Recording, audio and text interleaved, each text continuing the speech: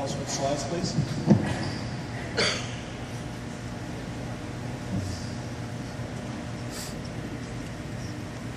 Thank you for the attention. These are my disclosures. As you're all aware, the last decade there's been double-digit growth in the testosterone market, and as mentioned by an earlier speaker, this is a $3 billion a year industry. About a decade ago, if you came to one of these conferences, you'd be talking about the effects on the prostate gland. This has now dropped such that hematologic reactions, namely polycythemia and erythrocytosis, seem to be very important aspects. The FDA met last September, and two issues were to identify the appropriate patient population that should be treated, and more importantly, to determine potential risks of major adverse cardiovascular events, or MACE, associated with testosterone therapy. This is a paper that we published in the last couple of months, and hence why I'm probably speaking about this topic here today. By definition, erythrocytosis is when the mass exceeds 125% of what's predicted for sex and body mass. Primary is when there's an intrinsic alteration of hemolytic progenitor cells, and secondary when there's dysfunction of signaling. This may be physiologically appropriate, for example, when there's hypoxia, or inappropriate when testosterone replacement therapy is present. Polycythemia, by definition, is an abnormal increase in the number of blood cells, both red and white cells, in the body.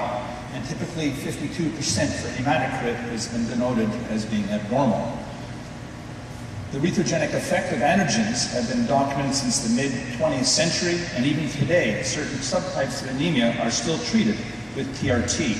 There are currently three theories why erythrocytosis occurs. First, there may be an increased erythropoietin set point. Number two, increased availability of iron in the liver. And number three, after conversion to estradiol, the bone marrow may be stimulated, all resulting in erythrocyte proliferation.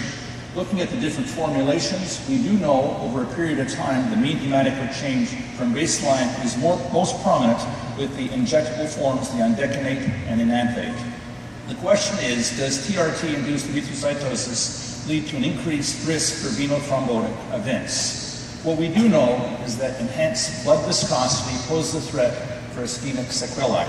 The direct relationship between TRT-induced elevations of hematocrit and subsequent risk of VTE or cardiovascular disease has not been investigated through prospective randomized controlled trials.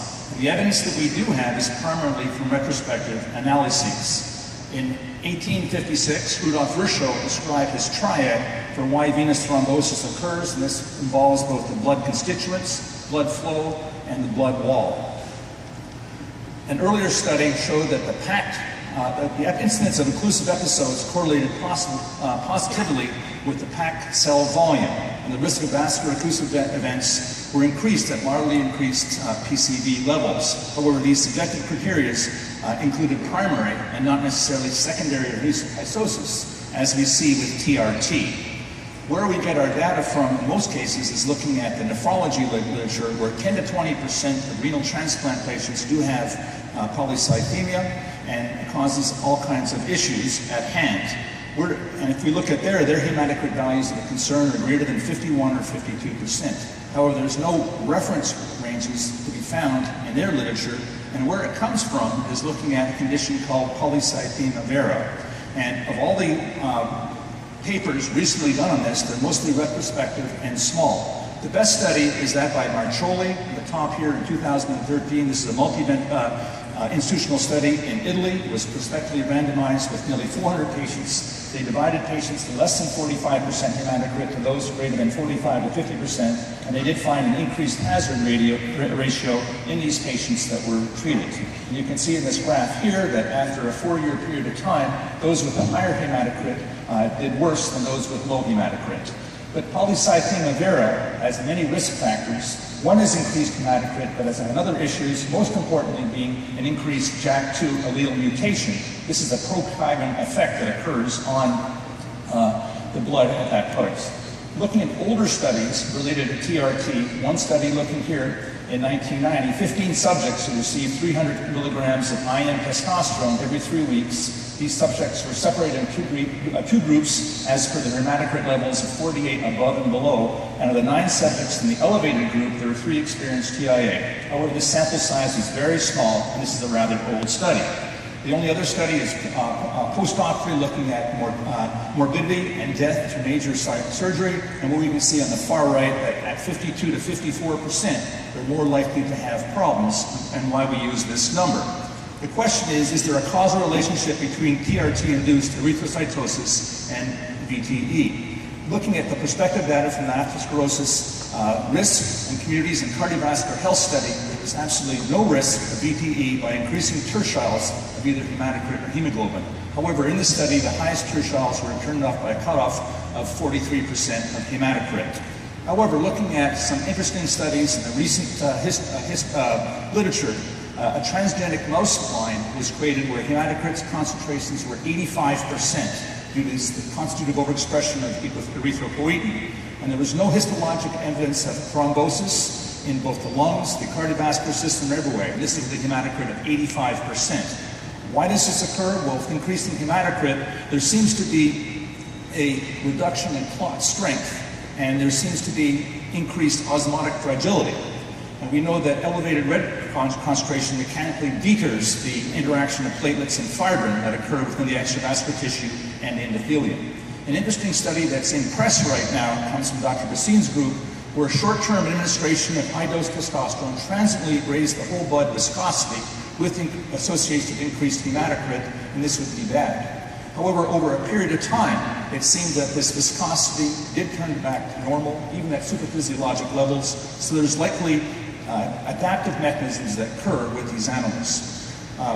We know many cases of patients of elderly age, like this one here, 65 years of age, who had low libido, was treated with PRT. He started off with a hematocrit of 46. After 6 months, he was at 55, and 3 years later, he was at 59%. This patient was quickly stopped on his TRT, and he was phlebotomized, but he had lived through multiple years with no thrombotic complications. And talking to many of our colleagues who work in Denver at high altitudes, many of our patients come in with hematocrits at 57 and 59 without any problem whatsoever.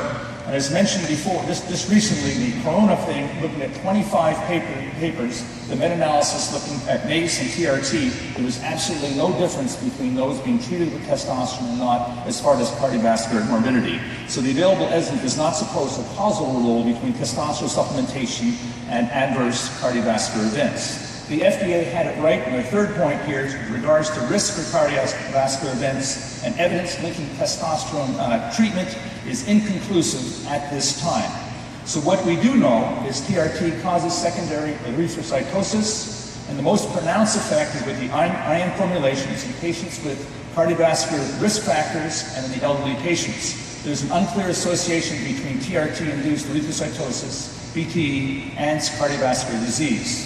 And the comments that I can make that hematocrit itself may be just an innocent bystander, but in fact may be a good surrogate measure for the risk of VTE. Both traditional cardiovascular risk factors and, more importantly, non-conventional thrombogenic mechanisms are likely involved in VTE in our patients that do have this problem. There is a definite need for large, multi-center prospective random controlled trials in the general hypogonadal population to determine the true risks of increased hematocrit as a side effect of the TRT. And because of this last point, I would give these conservative recommendations for 2015. Prior to initiation of TRT, we need to obtain a baseline CBC. If the baseline hematocrit is greater than 47%, consider alternative treatments, but proceed with TRT if it remains the best clinical option for your patient. After therapy is initiated, a CBC should be done at 3 months and at 12 months, and after that, check the CBCs annually. If the hematocrit is greater than 54%, this warrants discontinuation of TRT until further assessment, and this is directly from the Endocrine Society guidelines. Any new diagnosis of hypertension before or during TRT treatment needs to be closely monitored, and in cases of severely elevated hematocrit levels, phlebotomy provides rapid resolution of this issue. Thank you.